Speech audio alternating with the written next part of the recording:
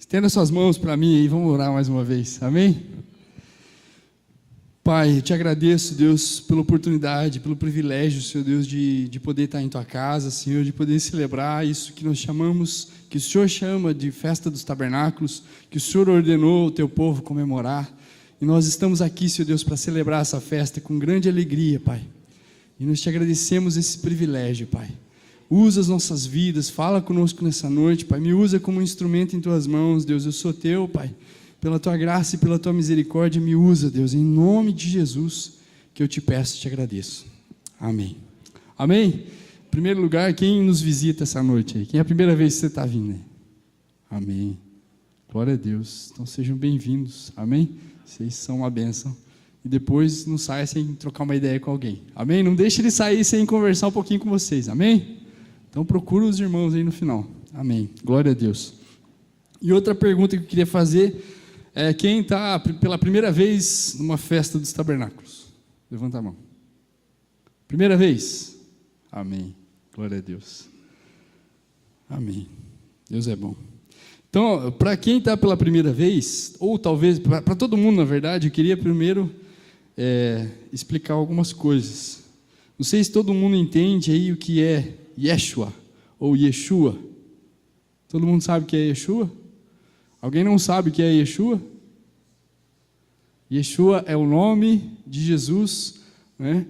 Em hebraico. O nome, quando Jesus era criancinha, chamavam Jesus de Yeshua. Amém? E o que quer dizer Yeshua? Você sabe? Não, né? Você não sabia nem que era o nome de Jesus, né? Mas o nome de Jesus, Yeshua, quer dizer salvação. Então fala assim comigo, salvação. Salvador. Amém? Isso é o nome, isso que significa Yeshua. Yeshua é a nossa salvação. Deus se importou conosco e enviou uma salvação. Então vira para a pessoa que está do seu lado e fala assim: a salvação que você precisa, que eu preciso, vem de Deus. Amém? Glória a Deus por isso. Bom, tabernáculos, a festa dos tabernáculos, a gente celebra o desejo de Deus estar no nosso meio. Amém? Então ali a gente tem um desenho que minha esposa fez, né? Um quadro, chalkboard, é assim que fala? Um quadro negro, né? Que ela faz com todo carinho, né? Chalkboard mesmo, né? Quadro negro despreza o desenho, né? É um chalkboard. E sobre a festa dos tabernáculos, depois quero pedir para você dar uma olhada ali, tem mais ou menos uma ordem cronológica dos fatos. E hoje eu queria conversar com você justamente sobre isso, sobre uma ordem cronológica dos acontecimentos que mostram o desejo de Deus de habitar no meio do povo, o desejo de Deus de estar junto com a gente, amém? Esse Deus maravilhoso. Se você for ver, se você for reparar na Bíblia, isso começa desde Gênesis. Quando Deus criou o homem, quando Deus criou todas as coisas, a Bíblia fala que Deus foi criando as coisas e foi falando o quê? E viu Deus que era bom. Né? Quando você olha para o céu, não sei você, mas tem dias que você olha para o céu, você fica, uau, é ou não é? Aquele céu azul no inverno, ou então aquele céu estrelado também no inverno, aquela lua maravilhosa que volta e meia aparece, você fica, todo o final de tarde, quando você chega em casa, aquele sol, é maravilhoso demais, sim ou não? Mas Deus, quando criou tudo isso, Ele só falou, é bom. Agora, quando Deus criou o homem, quando Deus criou eu e você, por mais que você às vezes não consiga se dar o valor, você às vezes não consegue mensurar o valor que você tem, muitas vezes você pode até achar que você não tem valor nenhum, mas nessa noite eu quero te dizer, que quando Deus te criou, Ele não só falou, muito bom, Ele não falou só bom, Deus falou, e viu Deus, que era muito bom. Então se você fica maravilhado com o céu, com as estrelas, com o sol, com uma flor que nasce do nada, com uma semente que brota, tudo isso só tirou a expressão bom de Deus. Agora quando Deus criou o homem, Ele falou, é muito bom. Amém? Então você é a menina dos olhos de Deus. Você é a cereja da criação, a cereja do bolo, você é a melhor parte. Amém? Você não é um qualquer. Deus gastou tempo te moldando. E a Bíblia fala que quando você... Mas você pode pensar assim, mas isso foi Adão. Mas a Bíblia fala, e a Bíblia não deixa nenhuma dúvida, de que quando você era de uma forma assombrosamente maravilhosa, entretecido, ou seja, tecido no ventre da tua mãe, Deus já fazia menção de todos os seus dias. Ele já te chamava pelo nome. Ele já te chamava com carinho pelo nome que Ele já tinha escolhido o teu nome. Então não fique às vezes, por que eu me chamo assim? Deus te escolheu assim. Por que eu sou baixinho? Por que eu sou alto? Por que eu sou loiro? Por que eu não tenho olho claro? Deus te fez assim porque você é especial. Você é especial e você precisava ser diferente dos outros, você não podia ser igual. Você é especial. Amém? Deus te criou especial e hoje é um dia que a gente celebra isso, porque a gente está celebrando a vontade de Deus estar no meio do povo, o desejo de Deus habitar entre nós. E não só isso, a gente vai ver, a gente vai conversar mais sobre isso. Mas veja que interessante, se a gente passear pela Bíblia, eu queria convidar você a passear, hoje a gente vai passear pela Bíblia, amém? Não muito, mas alguns versículos eu queria que você abrisse. Se você puder abrir em Gênesis capítulo 9, no verso 27. Bom, todos nós sabemos que o homem, infelizmente, ele pecou. Sim ou não? O homem pecou e quando entrou o pecado no mundo, o homem foi separado de Deus. E aconteceram várias coisas, e alguns homens que foram gerados a partir de Adão, um deles em especial, ele teve o desejo de andar com Deus, e esse cara foi Enoque. A Bíblia fala que Enoque andou tanto com Deus, ele estava tão perto de Deus, tão próximo de Deus, ele gostava tanto de estar com Deus, que Deus tomou ele para si. E a descendência de Enoque, então, vem um outro cara também que andou com Deus. E o nome desse outro homem era Noé. Então fala assim, Noé andou com Deus. Noé andou com Deus e Deus falou para Noé, Noé, eu quero que você construa uma arca, porque a terra está cheia de pecado e eu quero acabar com toda essa coisa de pecado, eu quero mandar água e eu escolhi você para ser um cabeça de raça, eu escolhi você para dar sequência ao meu povo. Aí Noé, tá bom, obedeceu, fez o que Deus mandou o dilúvio, sobrou só Noé, a esposa e os filhos, e as esposas dos filhos. E a partir dele, então Deus, mais uma vez, começou a povoar a terra. Só que aí, se você pega no capítulo 11, no verso 9, o que aconteceu? O filho, se não me engano, o filho mais novo de Noé, o Cã, ele teve uma ideia não muito boa. Ele viu, na verdade o Noé, ele era agricultor, e depois que acabou o dilúvio, ele plantou uma vinha. E aí ele foi lá e fez da vinha, ele fez o vinho. E ele tomou vinho.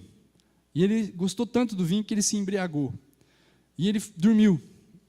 E ele dormiu sem roupa. E aí o que aconteceu? O filho mais novo entrou na tenda de Noé e viu ele sem roupa.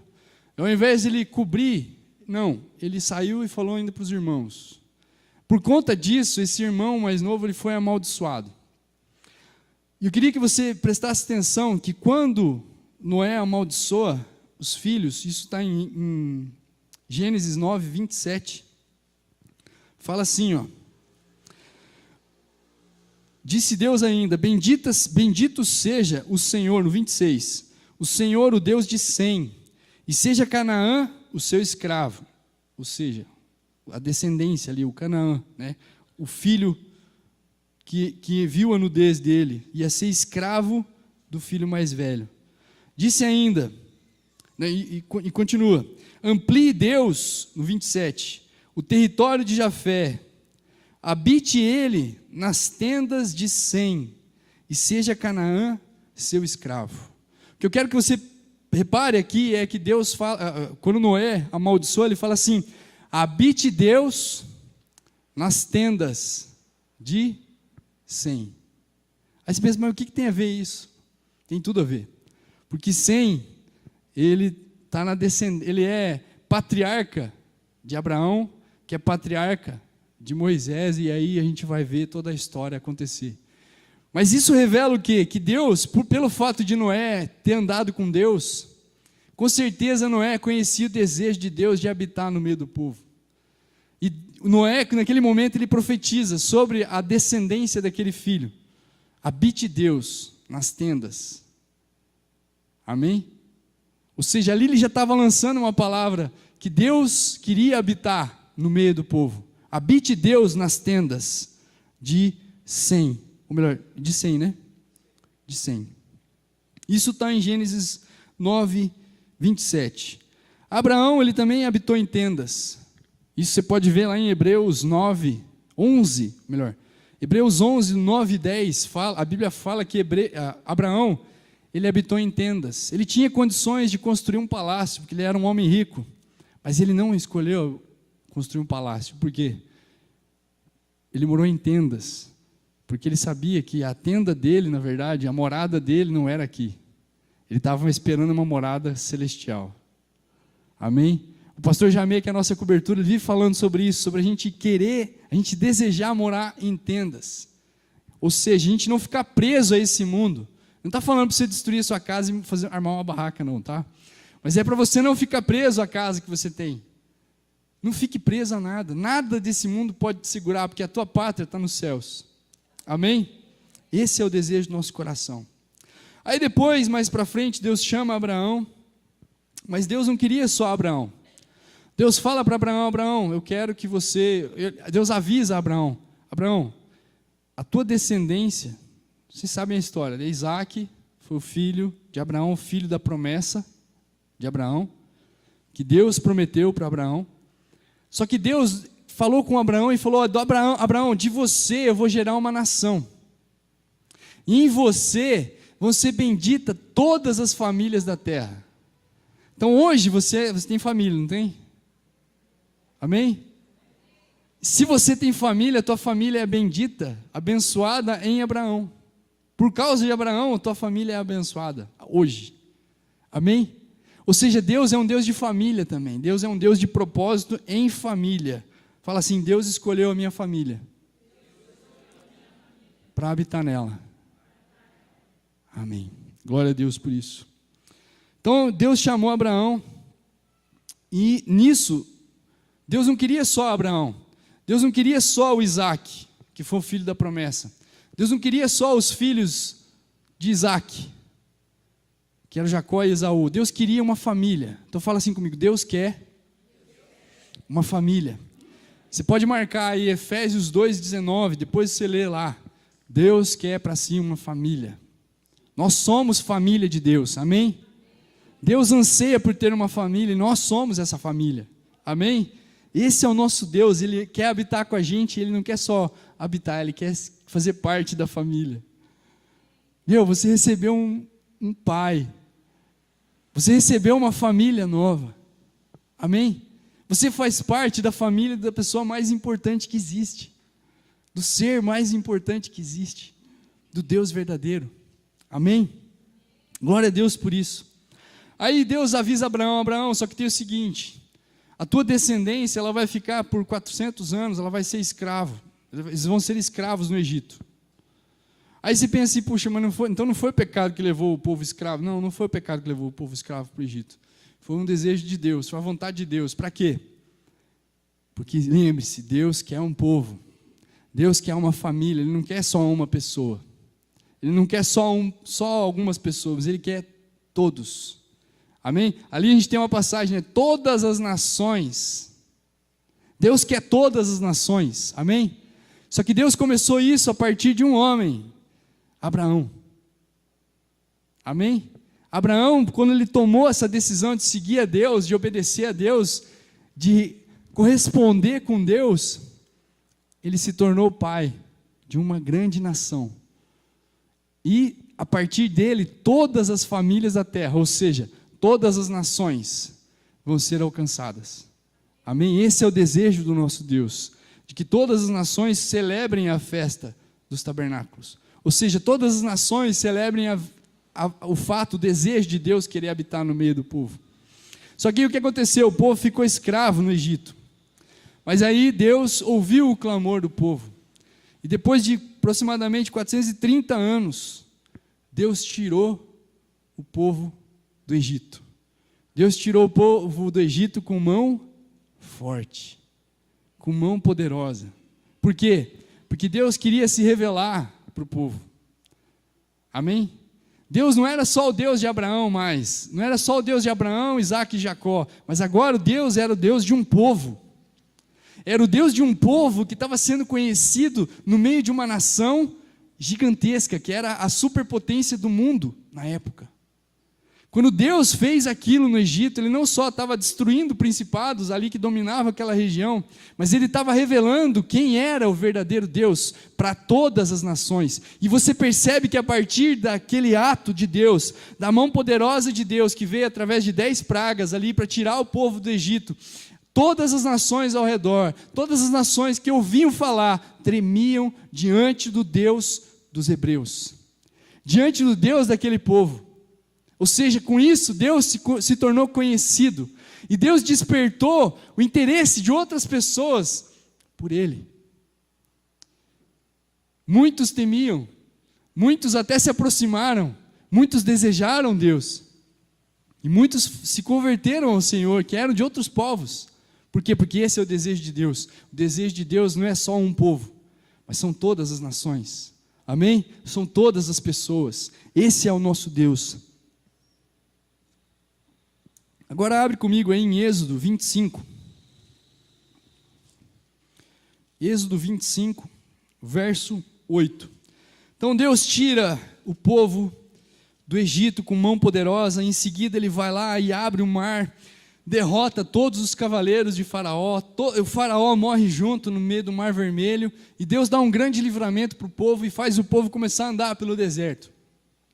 E aí chega no capítulo 25 de Êxodo, Deus fala assim para Moisés.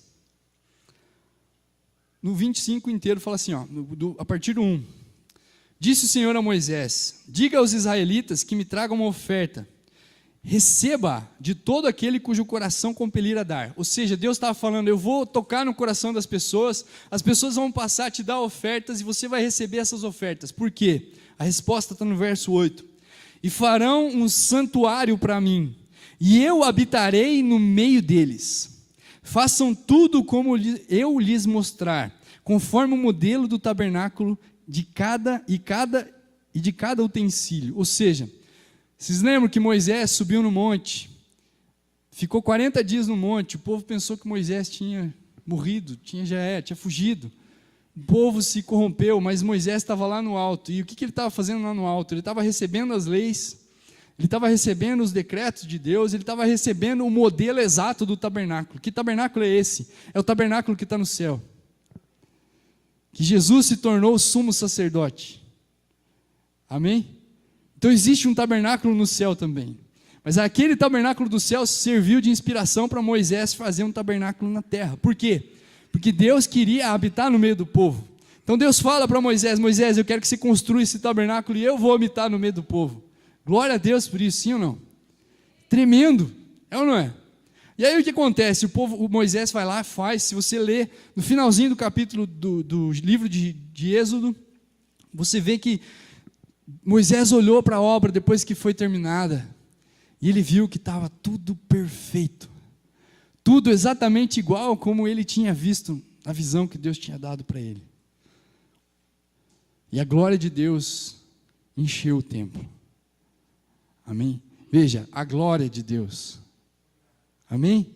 Quem encheu o templo? A glória de Deus encheu o templo. E Deus falava com Moisés de entre os querubins que ficavam na tampa da Arca da Aliança, que está ali desenhada.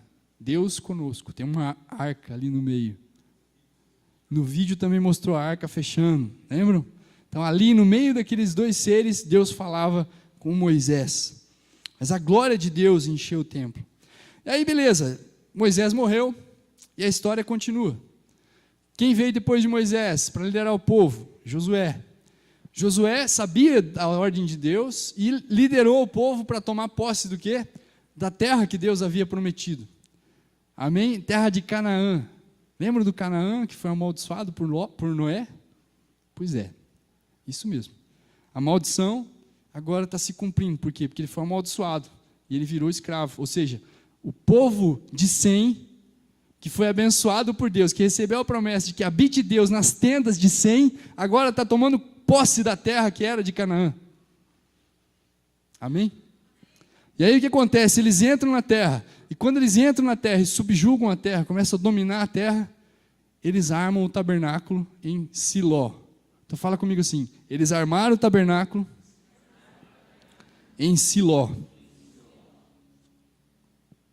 E continuaram oferecendo sacrifícios a Deus, adoração a Deus ali, não sei como funcionava muito bem, não é muito claro, mas continuaram oferecendo sacrifícios a Deus, por pecado, ofertas a Deus, expiação pelos pecados e tudo mais, continuou exatamente como Moisés tinha deixado.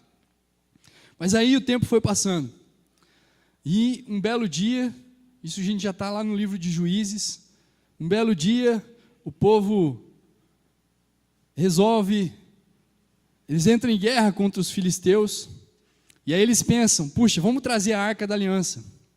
Se a gente trouxer a Arca da Aliança era a representação da presença de Deus. Só que se você parar para pensar, muitas coisas na nossa vida a gente carrega como um amuleto muitas vezes. Deus é contra amuleto. Deus quer o teu coração e o meu coração. Deus queria o coração do povo, sempre desejou o coração do povo. Ele fala para Moisés, Moisés, eu quero fazer do meu povo, desse povo que está com você, reis e sacerdotes. Desde aquele tempo, o desejo de Deus já era fazer reis e sacerdotes do povo. Fazer uma nação diferente, realmente era uma nação diferente, era uma nação que tinha noção de higiene, noção de como fazer as coisas, até necessidades. Deus deu regras, olha, não faça perto do rio, porque senão você vai contaminar a água que você vai beber depois. E uma série de coisas que fazia o povo se destacar dos outros povos, porque tinha a bênção de Deus. Só que aí o que aconteceu? Aqui nesse dia eles pegam a arca e levam. Só que eles estão em pecado, eles não estão debaixo da unção e da graça de Deus, eles não estão debaixo da ordem de Deus de levar a arca. O que acontece? Eles têm uma derrota tremenda e eles perdem a arca. Fala assim comigo, perderam a arca. Isso já está em Samuel. Samuel, aí o que acontece? Eles perdem a arca, quem morre é... Quando eles voltam com a notícia, o profeta, que na época morre, e eles ficam todos aí, já está Samuel ali, já jovenzinho, já está morando na casa de Deus, mas a Arca da Aliança foi roubada pelos filisteus. Os filisteus levam a Arca da Aliança, que representava a presença de Deus. Imagina você, naquela época as pessoas, estamos sem Deus, o nosso Deus está no meio dos filisteus. Por quê? Porque a Arca da Aliança foi roubada. E eles ficaram assim, sem chão. Tanto é que quando a notícia chega de que a arca tinha sido levada, os filhos do sacerdote Eli tinham morrido, a esposa de um dos sacerdotes, ela dá a luz e ela fala, Icabode, a glória de Deus se foi. O nome do filho que ela dá para o filho é Icabode, porque a glória de Deus havia saído. A glória de Deus, a representação da glória de Deus tinha saído do meio do povo. Agora o povo estava sem Deus na terra, imagina o desespero. E essa Arca da Aliança, ela ficou durante 7 meses no meio dos filisteus. E se você lê a Bíblia, quando você percebe que enquanto ela anda no meio dos filisteus, ela promove uma desgraça. Por quê? Porque era um povo que vivia em pecado, que não conhecia Deus. Desde úlceras até mortes aconteceram no meio do povo filisteu durante aquele tempo. E os filisteus ficaram desesperados. E aí, agora o que a gente faz? A gente tem que devolver essa arca logo. E eles consultam os sacerdotes deles e resolvem devolver a arca. Devolvem a arca num carro de boi. E aí eles falam, se esse Deus da arca é verdadeiro, ela vai seguir, esses bois vão seguir o caminho da cidade tal. E a vaca vai, sem mugir, as vacas, né? Sem fazer desvio nenhum, vai direitinho para o caminho que eles tinham que ir, mostrando para eles que aquele era o Deus verdadeiro. A arca chega no território de Israel, eles ficam felizes da vida, só que eles vão lá de qualquer forma, abrem a arca e alguns ali morrem. São feridos por Deus. Por quê? Porque trataram a presença de Deus, trataram a glória de Deus de forma leviana. E aí o que acontece? Eles pensam, puxa, e agora o que a gente vai fazer?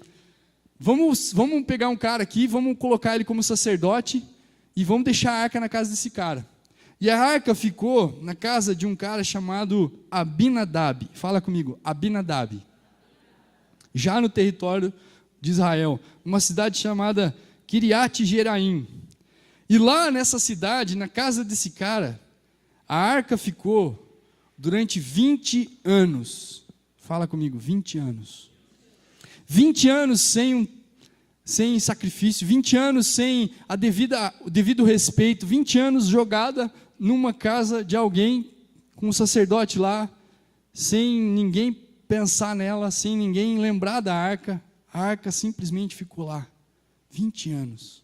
E ninguém teve uma ideia, puxa, vamos restabelecer o tabernáculo, vamos fazer um tabernáculo para a arca, vamos trazer a arca de volta para um lugar onde ela deve estar. Ninguém. Isso mostra muitas vezes que a gente deixa Deus de lado. Eu e você não podemos deixar Deus de lado, porque Deus, Ele quer habitar no nosso meio.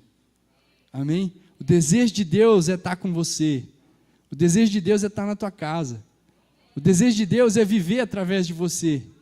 Amém? E é sobre isso que eu quero conversar com você nessa noite. Aí um belo dia, Davi vira rei.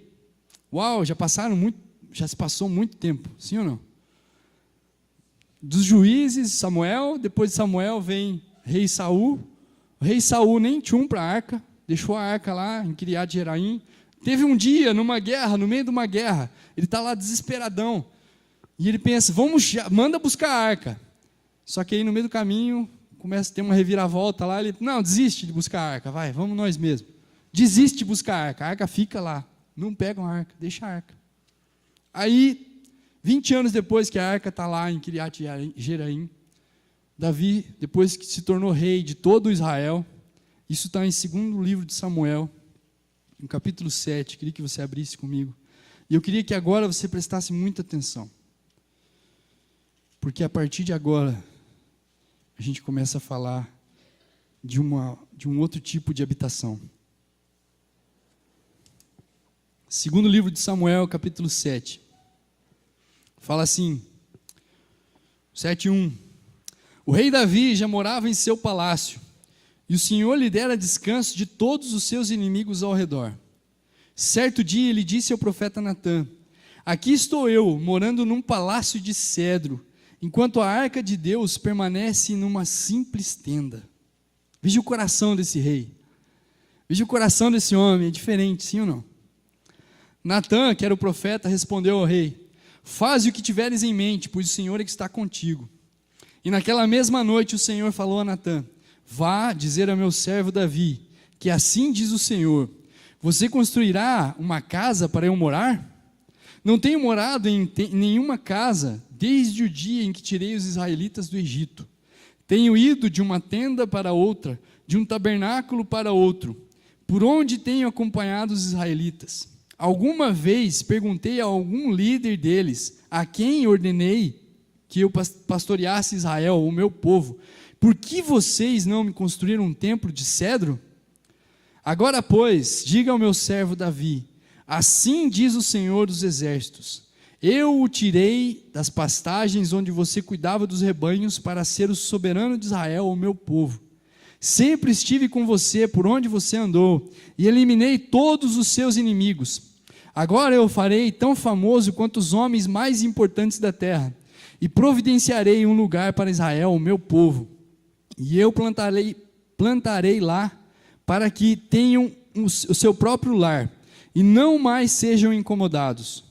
Povos ímpios não mais os oprimirão, como fizeram no início, e tem feito desde a época em que nomeei juízes sobre Israel, o meu povo. Também subjugarei todos os seus inimigos. Saiba também que eu, o Senhor, lhe estabelecerei uma dinastia. Quanto a sua vida chegar ao fim, e você descansar com seus antepassados, escolherei um dos seus filhos para sucedê-lo, um fruto do seu próprio corpo. Eu estabelecerei o reino dele. Será ele quem construirá um templo em honra ao meu nome. Eu o firmarei o trono para sempre. Eu serei o seu pai, ele será o meu filho. Quando ele cometer algum erro, eu o punirei com o castigo dos homens, com açoites aplicados por homens. Mas nunca retirarei dele o meu amor, como retirei de Saul, a quem tirei do seu caminho. Quanto a você, sua dinastia e seu reino permanecerão para sempre diante de mim. O seu trono será estabelecido para sempre. E Natã transmitiu a Davi tudo o que o Senhor lhe tinha revelado. Aí continua, então o rei Davi entrou no tabernáculo, assentou-se diante do Senhor e orou. Quem sou eu, ó Senhor soberano? E o que é a minha família para que me trouxesses a este ponto? Como se isso não bastasse para ti, ó soberano Senhor, também falasse para o futuro da minha família, deste teu servo. E é assim que procedes com os homens, ó soberano Senhor, perguntando, né? Que mais Davi poderá dizer-te? Tu conheces o teu servo, ó soberano Senhor. Por amor da tua palavra e de acordo com a tua vontade, realizaste este feito grandioso e revelaste ao teu servo. Quão grande és tu, soberano Senhor. Não há ninguém como tu, nem há outro Deus além de ti, conforme tudo o que sabemos. E quem é como Israel, o teu povo, a única nação da terra que tu, ó Deus, resgataste e dela fizeste um povo para ti mesmo. E assim tornaste o teu nome famoso. Realizaste grandes e impressionantes maravilhas ao expulsar nações e seus deuses de diante desta mesma nação que libertaste do Egito. Tu mesmo fizeste de Israel o teu povo particular, para sempre, e tu, ó Senhor, te tornaste o seu Deus. Amém? Uau! Deus é maravilhoso. Deus sonhou em habitar no meio do povo. E aqui ele fala para Davi, Davi, você vai construir uma casa para mim? Não. Eu vou construir uma casa. Eu vou pegar a tua descendência e um descendente, um filho da tua descendência, vai construir uma casa. E aí você pensa assim, puxa, mas então Deus está falando aqui de, quem que é o descendente de Davi? Quem? Salomão. Salomão construiu casa para o Senhor, sim ou não? Sim. Mas Salomão, o reino de Salomão durou para sempre? Então de quem que Deus está falando? Quem é a raiz de Davi? Jesus. E isso fica claro porque Deus não habita em templos feitos por mãos humanas. É isso que a palavra de Deus diz. Você vê que a glória de Deus encheu o templo. Não foi o próprio Deus que habitou. A glória de Deus encheu o templo. Por quê? Porque Deus não habita em templos feitos por mãos humanas. Isso está em Isaías 66, 1. Amém? Então Deus, Ele não quer habitar em templos feitos por mãos humanas. E Deus gostou tanto dessa atitude de Davi, de se importar com a presença dele, de querer construir uma casa para ele, que mais tarde em Amós 8, se quiser abrir comigo, pode abrir. Amós 8, 11 e 12. Fala assim: estão chegando os dias, declara o Senhor, o soberano, em que enviareis fome, aqui é o outro versículo, é o 9. 8, 11 também, Deus está enviando fome, está falando que Deus vai enviar fome sobre toda a terra, e não é fome de comida, nem sede de água, mas sede de ouvir as palavras do Senhor. Amém? Isso Deus vai fazer, mas além disso, Deus vai fazer, restaurar o tabernáculo de Davi. Deixa eu achar aqui onde está, irmãos. Sumiu. 9 e 11, né? Naquele dia levantarei a tenda caída de Davi, consertarei o que estiver quebrado e restaurarei as suas ruínas. Eu a reerguerei para que seja como era no passado, para que o meu povo conquiste o remanescente de Edom e todas as nações que me pertencem, declara o Senhor, que realizará essas coisas. Quando Deus restaurar o tabernáculo de Davi, quando Deus restaurar esse tabernáculo, o que ele estava fazendo quando ele fizesse isso? Ele ia fazer com que o povo dele resgatasse não só o remanescente de Edom, mas também todas as nações. Quando Deus restaura o tabernáculo de Davi, ou seja, quando Deus restaura a promessa que Deus fez para Davi, de que um descendente dele ia ser a casa, ia estabelecer uma casa para ele para sempre. E em conta disso, Deus ia estabelecer o reino desse descendente para todo sempre. Isso completa a ideia de Deus de que, a partir desse dia, todas as nações iam ser alcançadas. Todas as nações iam ser alcançadas para a glória de Deus. Todas as nações iam ser alcançadas, tocadas por Deus, porque Deus deseja todas as nações. Amém? E isso se conclui, se completa em João 14, 23. Você pode abrir comigo aí? Você sabe já em Isaías 9, 6 e 7, fala o quê? Um menino nos nasceu, um filho se nos deu, o governo está sobre os seus ombros. De quem está falando? Jesus. Jesus nasceu, e a Bíblia fala que ele tabernaculou em nosso meio. Aí em João 14, 23, Jesus já adulto, exercendo o seu ministério, ele fala assim: respondeu Jesus: se alguém me ama, obedecerá a minha palavra. Meu Pai o amará. Nós viremos a ele e faremos nele morada. Eu vou ler de novo, porque você não entendeu. Respondeu Jesus: se alguém me ama, obedecerá a minha palavra. Meu Pai o amará. Nós viremos a ele e faremos morada nele. Deus não habita em templos feitos por mãos humanas. Deus habita onde? Em quem crê. Você crê? Você crê em Jesus, como dizem as Escrituras? Do seu interior fluirão rios de água viva. E Jesus disse isso acerca do Espírito Santo, que não havia sido derramado ainda, mas que ia ser derramado. O Espírito Santo foi derramado, por quê? Porque Jesus venceu na cruz. E hoje essa promessa se cumpriu em Jesus. No dia que Jesus derramou o Espírito Santo, a promessa lá em Atos, a descida do Espírito Santo, aquele dia ali Deus estava mostrando que o desejo dele de habitar no meio do povo, ou melhor, dentro do povo, estava se concluindo. Deus veio habitar dentro de nós. Deus tabernaculou e tabernacula dentro de nós, ou seja, Ele habita dentro de mim. Ele não habita mais numa tenda. A glória dele não está mais na tenda. A glória dele está sobre mim. O Espírito do Senhor Deus está sobre mim, pelo que Ele me ungiu para proclamar boas novas aos quebrantados de coração. Ele me ungiu, Ele me levou, Ele me enviou para as nações, para restaurar as nações, para alcançar o remanescente de Edom e todas as nações. Esse é o desejo de Deus, conquistar todas as nações, e para isso Ele usou a mim e a você. Ele usa a mim e a você. Por quê? Porque hoje Ele não habita mais em um lugar físico, fixo, mas Ele habita dentro de nós. Veja só, Jesus, a Bíblia fala em Hebreus que Jesus, Ele não tinha um corpo, mas Deus deu um corpo para Ele.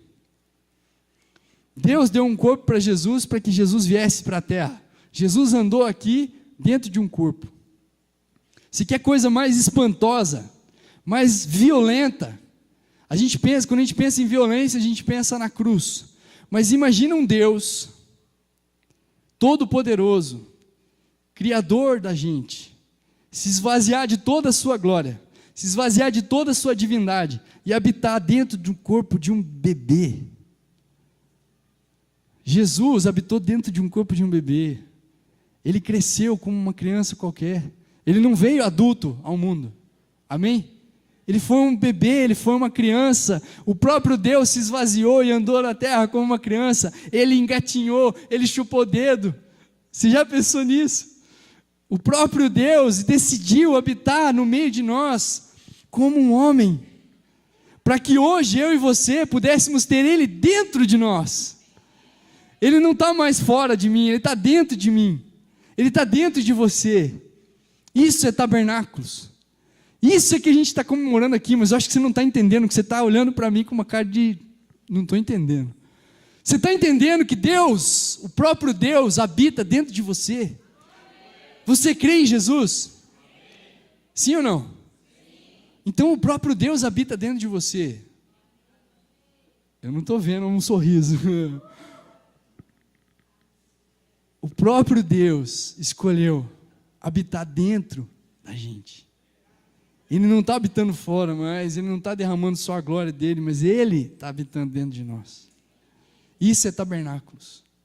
Isso é o que Deus fez. Isso é o que o Evangelho faz. O Evangelho é a boa notícia. A boa notícia é o quê? Deus está não só no meio do seu povo, mas Deus está dentro do seu povo.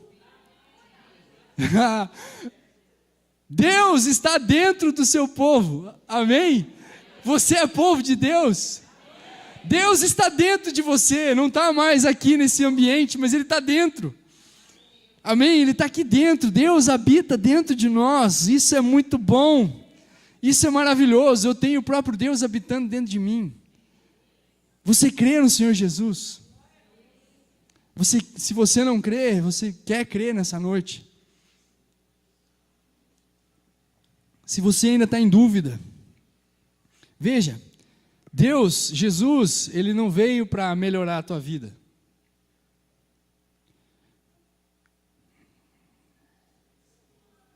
Eu vou repetir, Deus não veio para melhorar a tua vida. Você sabia disso? E se você pensa de Deus isso, eu estou vindo aqui porque Deus vai melhorar a minha vida. Deus vai dar uma recalchutada na minha vida aqui, porque Deus não vai fazer isso com você. Deus quer que você troque de vida. Deus te dá uma nova vida. Você foi regenerado, você foi novamente gerado, melhor dizendo. E agora você foi gerado de uma semente incorruptível. Por quê? Porque o próprio Deus te gerou nele. O próprio Deus te gerou nele, escondeu ele. Ele está escondido dentro de você e escondeu você dentro dele. Amém? E aí você pode ter a esperança de que, sabemos que se a nossa casa terrestre, desse tabernáculo, ou seja, se essa estrutura aqui, o apóstolo Paulo falando, se desfizer, ou seja, o dia que você morrer e eu morrer, temos da parte de Deus um edifício, casa não feita por mãos, eterna nos céus. Deus tem uma morada para você eterna. Amém? Mas hoje Ele habita dentro de você, do jeitinho que você está aí. Então a questão, você pode pensar assim, puxa, mas eu creio em Jesus, eu creio na obra da cruz, eu fui batizado do Espírito Santo, mas eu ainda tropeço, eu ainda falho, parece que às vezes eu preciso realmente me converter ainda, tem coisas na minha vida que eu não consegui vencer ainda. Sabe qual que é o problema? O problema é que você está olhando para você. E enquanto a gente olha para a gente conversou sobre isso ontem na célula, foi maravilhoso. Enquanto a gente olha para a gente vê os nossos defeitos, a gente vê nossas falhas, a gente vê nossas limitações, a gente fica angustiado. E parece que realmente a gente não foi salvo ainda. Mas quando a gente para de olhar para a gente, e começa a olhar para Ele, e a gente entende que a salvação vem dEle. A salvação é dom de Deus, é dada por Deus. Não existe nada que eu possa fazer para ser salvo. Ele fez tudo, porque a salvação vem dEle. Ele me salva. Então tabernáculos tem tudo a ver com o Evangelho. Tabernáculos é o Evangelho. É a celebração da conquista, da vitória da cruz, que Jesus venceu na cruz do Calvário, triunfando sobre o corpo do pecado. O problema do pecado foi destruído na cruz.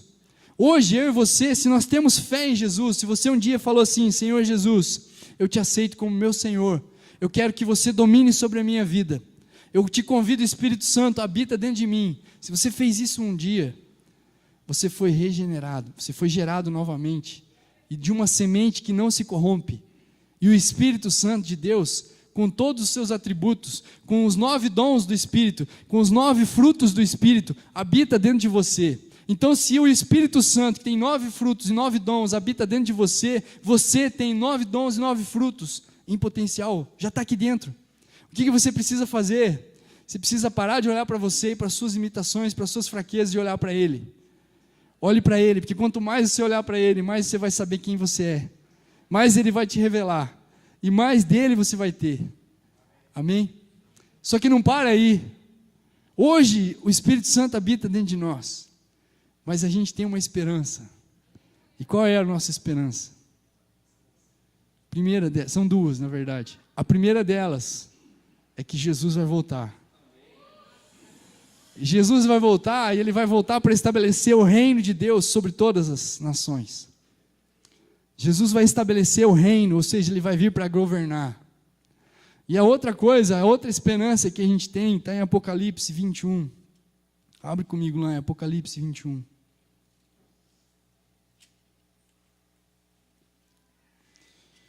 A gente vai ler do 1 ao 4.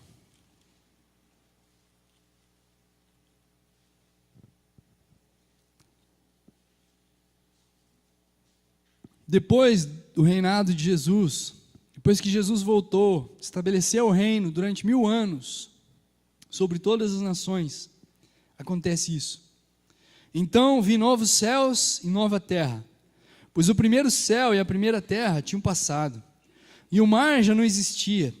Vi uma cidade santa, a nova Jerusalém, que descia dos céus da parte de Deus, preparada como uma noiva adornada para o seu marido.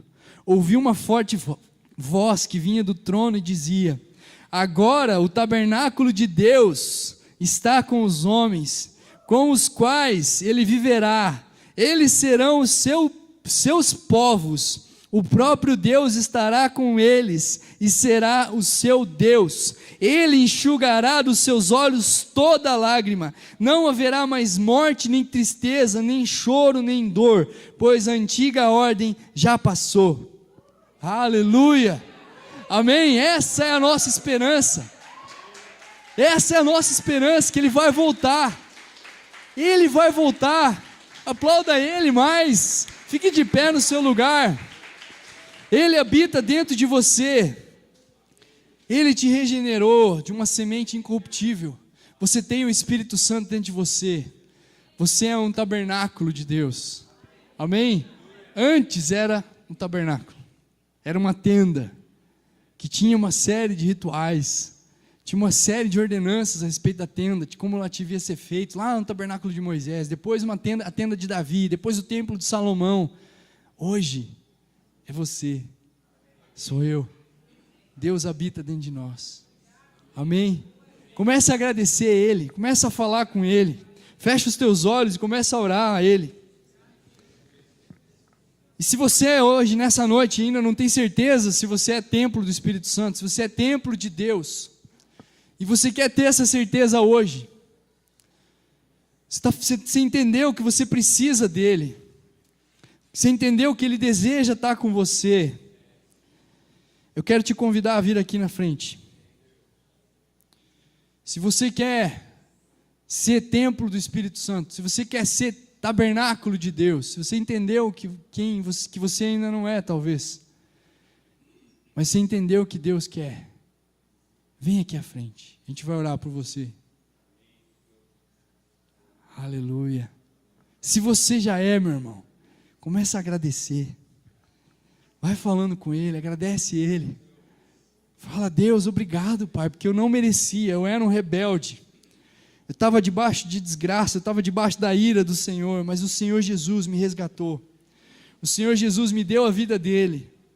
O Senhor Jesus me deu o Espírito Santo, que habita hoje dentro de mim. Senhor, eu quero ser o teu tabernáculo, eu quero ser a tua casa favorita, eu quero andar com o Senhor para sempre, Deus, até que o Senhor volte, até que a gente esteja eternamente juntos, Pai. Eu não abro mão mais do teu Espírito Santo. Começa a falar isso para Ele. Espírito Santo, me enche, toma conta de mim. Eu não quero mais pedir que o Senhor me ensine a ser uma boa pessoa. Eu não quero mais pedir que o Senhor me ensine a amar, me ensine. Não, eu quero que o Senhor me encha com o teu amor, para que eu possa amar com o teu amor. Eu quero que o Senhor me encha com a tua compaixão, para que eu possa ter a tua compaixão. Eu quero que o Senhor me encha com o teu Espírito Santo, Pai, porque o teu Espírito Santo tem os dons, tem o fruto do Espírito. Eu quero todos, Pai. Eu tenho tudo isso, Deus, porque o teu Espírito Santo habita dentro de mim. Ajuda-me a olhar não mais para mim, mas a olhar para o Senhor, olhar para o Deus que me ama, para o Deus que é Criador de todas as coisas e que me escolheu, e que quando me fez, falou, e viu Deus que era muito bom. Você é a menina dos olhos de Deus, você é a cereja do bolo, você é o melhor da criação de Deus. Deus te ama, Deus se importa com você. Deixa Ele te tocar nessa noite. Deixa o Espírito Santo te conduzir. Deixa o Espírito Santo ministrar ao teu coração que você é casa. Você é casa favorita. Você é templo dEle. E que se um dia você morrer, você vai ter uma outra casa nos céus.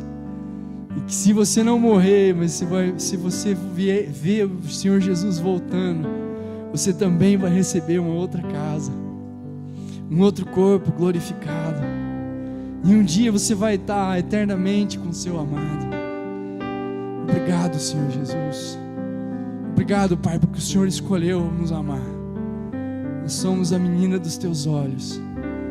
E o tabernacular em nosso meio, é a maior demonstração de amor de um Deus que se importa com seu povo, de um Deus que não tem falhas, de um Deus que não tem defeito, de um Deus que sabe amar, de um Deus que não julga, de um Deus que se importa, de um Deus que restaura, de um Deus que é santo e santifica aqueles que estão à sua volta. Aleluia, aleluia. O Senhor não espera você ser santo para que você se aproxime dEle. Ele te chama como está. Ele quer você do jeitinho que você está, meu irmão. Ele quer você do jeitinho que você está, minha irmã. Talvez com dúvidas, talvez com receios, talvez com medo. Seja sincero, se aproxime dEle. Ele vai te tocar, Ele vai te transformar, Ele vai te fazer ficar parecido com Jesus. Olhe para Ele, em nome de Jesus. Eu falo para você nessa noite, em nome de Jesus Cristo, olhe para o Senhor. Tire os teus olhos de você mesmo, das tuas falhas, dos teus defeitos, dos pecados que você tem cometido, daqueles pecados que talvez você tenha lutado. Você está lutando e não consegue se livrar. Você sabe que aquilo está te destruindo, você sabe que aquilo está te levando para o buraco, mas você não consegue abandonar. Pare de olhar para você, pare de olhar para as tuas limitações e olhe para o Deus que pode todas as coisas, que habita dentro de você. Ele te capacita, Ele te ama, Ele te aceita, Ele te envolve em laços de amor. Receba o amor do Senhor nessa noite, em nome de Jesus Cristo. Receba a cura do Senhor, receba o toque do Senhor, receba a revelação de quem você é em Cristo Jesus e de quem Ele é em você, em nome de Jesus. Em nome de Jesus, que você saiba que você é templo do Espírito Santo, você é templo do Deus vivo. O Deus vivo, o Deus Todo-Poderoso escolheu habitar dentro de você, dentro de mim. Ele habita em nós. Aleluia. Isso tem que te empolgar, meu irmão. Isso tem que te fazer ficar aleluiado. Isso tem que fazer você ficar cheio de esperança, cheio de expectativa, cheio de alegria, porque Deus te escolheu. Aleluia. Amém? Aplauda o Senhor, Ele é digno de toda a honra, toda a glória.